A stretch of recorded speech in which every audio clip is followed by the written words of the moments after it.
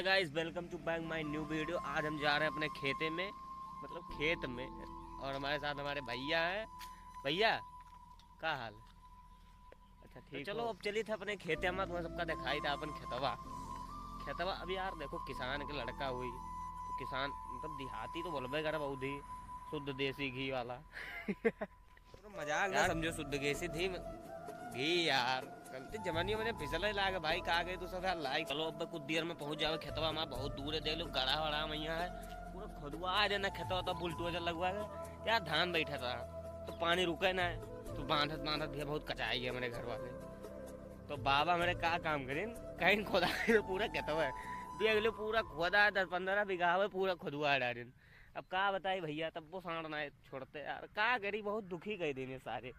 लेकिन देखो कितना बढ़िया हुआ भैया, दुई जने हमें लागत है कुछ करत है वो। चलो चलो चलो दिखाई